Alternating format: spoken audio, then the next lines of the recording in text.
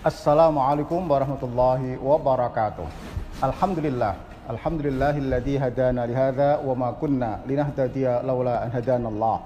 Asyhadu an la ilaha illallah wahdahu la syarikalah wa asyhadu anna Muhammadan abduhu wa rasuluh la nabiyya ba'dah. Allahumma shalli ala sayyidina Muhammad wa ala ali sayyidina Muhammad. Pemirsa yang kami hormati, agar hidup kita excellent di dunia maupun di akhirat, dengan mempunyai semangat spirit kebaikan yang berbasis spiritual, maka ada 3 hal yang ingin saya sampaikan, yaitu syukur, sabar, dan simplicity. Sekali lagi, syukur, sabar, dan simplicity. Kali ini kami ingin menyampaikan tentang kedalaman makna syukur, terutama bagi para karyawan dan pekerja. Syukur itu ada 2, yang mudah dan yang susah. Syukur yang mudah adalah undangan syukuran. Versi orang Jawa biasanya pasti ada makan-makan. Kalau ada undangan syukuran kok gak makan-makan, itu dirasani para undangan kira-kira. Nah, syukur yang agak susah adalah syukur merasa selalu ada kebaikan di balik semua peristiwa. Kenapa sulit? Karena Allah dalam banyak ayat menegaskan qalilam ma tashkurun. Sedikit di antara kita semua yang pandai bersyukur kepada Allah Subhanahu wa taala. Di ayat yang lain Allah menegaskan walakinna aktsaran nasi la yashkurun. Akan tetapi sebagian besar manusia gagal bersyukur kepada Allah Subhanahu wa taala. Nah, syukur yang sulit ini syukur yang macam mana? Yaitu be positif. Ya, selalu bersyukur. Mindsetnya positif dengan apa yang Anda miliki. Tidak menunggu yang belum dimiliki. Melakukan terbaik dimanapun Anda berada, apapun job description yang Anda miliki.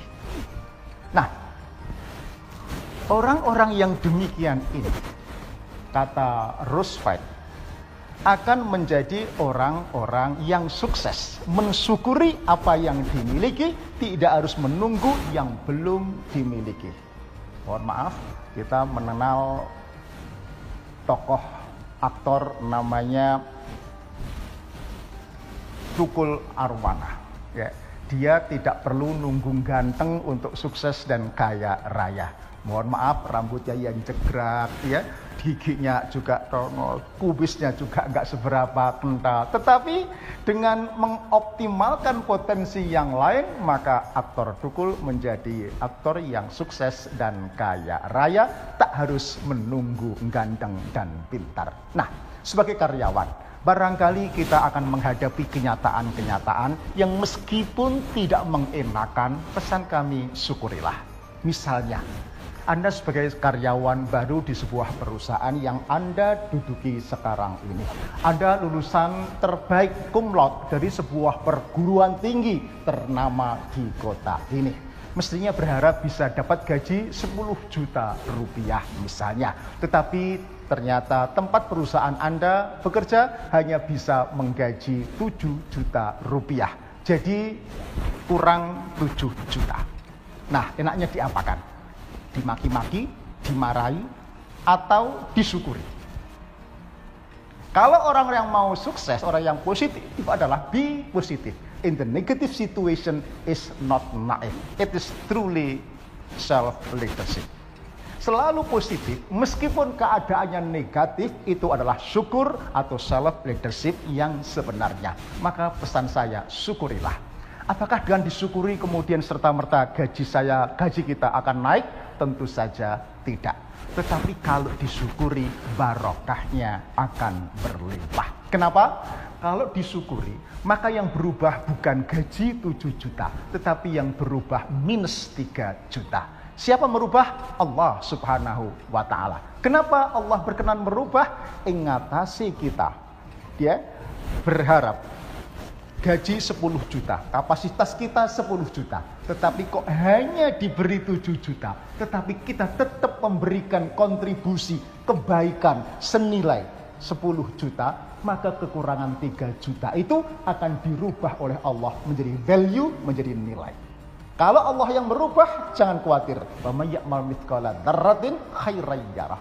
Nah, kebaikan itu kata Einstein tidak akan musnah, tidak akan sirna, dia akan kembali kepada kita dalam bentuknya yang berbeda. Biarlah Allah yang Maha Adil mengatur untuk kita, keluarga kita, atau anak cucu kita.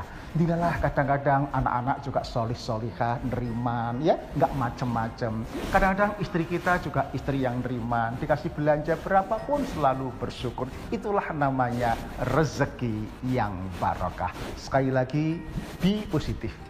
Selalu positif, menghargai, menikmati keadaan. Itulah syukur dalam arti yang sebenarnya. Nah, sikap positif ini perlu kita kembangkan. Sebab kalau kita terbiasa mempunyai sikap positif terhadap keadaan, kita selalu mampu melihat peluang di antara banyak masalah-masalah kesulitan.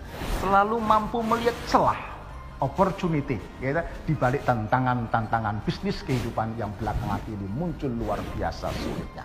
Yang ketiga, kalau kita terbiasa positif, maka kita akan mempunyai sikap positif, husnudzon, berbaik sangka kepada Allah Subhanahu wa Ta'ala. Nah, sikap positif kepada Allah itulah jalan terkabulnya doa.